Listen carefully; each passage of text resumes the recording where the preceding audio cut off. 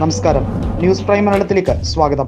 September 18 തുടങ്ങി October 1 വരെ ഉള്ള 3 ഘട്ടത്തിലുള്ള നിയമസഭാ തെരഞ്ഞെടുപ്പാണ് ജമ്മു ആൻഡ് കാശ്മീരിൽ നടക്കുന്നത്. 90 നിയമസഭാ സീറ്റുകളിലേക്കാണ് മത്സരം. നാഷണൽ കോൺഫറൻസും കോൺഗ്രസും സഖ്യം ചേർന്നായിരിക്കും മത്സരിക്കുക എന്നുള്ളത് വ്യക്തമായതോടുകൂടി പ്രവർത്തകർ ആവേശഭരിതരായിരിക്കുകയാണ്. നമുക്കറിയാം, കശ്മീർ താഴ്വരയിലും ഇക്കുറി വലിയ രീതിയിലുള്ള സുരക്ഷാ സന്നാഹങ്ങളാണ് ഒരുക്കിയിരിക്കുന്നത്.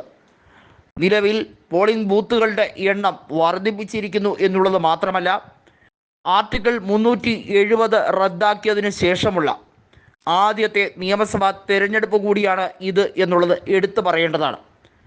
നാഷണൽ കോൺഫറൻസ് ചെയർമാനായിട്ടുള്ള ഫാറൂഖ് അബ്ദുള്ളയും മകൻ ഒമർ അബ്ദുള്ളയും കോൺഗ്രസ് നേതാക്കളായ രാഹുൽ ഗാന്ധിയെയും അതുപോലെ തന്നെ മല്ലികാർജുൻ ഖാർഗെയും ശ്രീനഗറിലെ വസതിയിൽ വെച്ച് കൂടിക്കാഴ്ച നടത്തിയതിന് ശേഷമാണ് ഈ പ്രഖ്യാപനം ഉണ്ടായിരിക്കുന്നത്.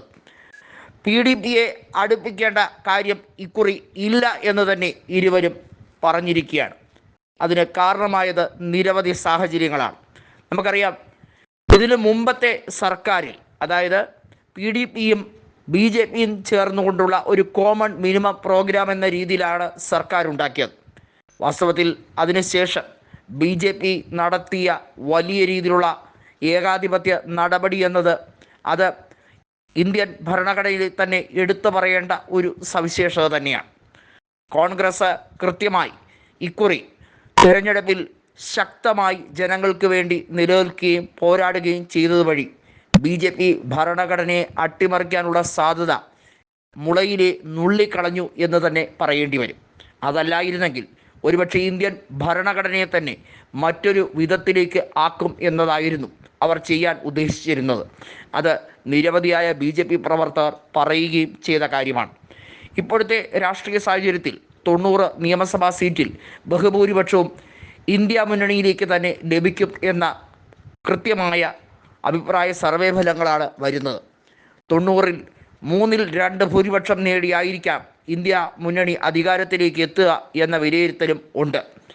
രാഷ്ട്രീയപരമായി BJP അവിടെ ഡിവൈഡ് ആൻഡ് റൂൾ പോളിസിയാണ് നടപ്പിലാക്കാൻ ശ്രമിക്കുന്നത്. എന്ത് രീതിയിൽ തെരഞ്ഞെടുപ്പ് ഫലം പ്രതികൂലമായാലും ലഫ്റ്റനൻറ്റ് ഗവർണറെ ഉപയോഗിച്ച് അവിടെ അടിച്ചമർത്തി ഭരണം കൈയാളാൻ വേണ്ടിയുള്ള കേന്ദ്ര നീക്കം തന്നെയാണ് നടക്കുന്നത്.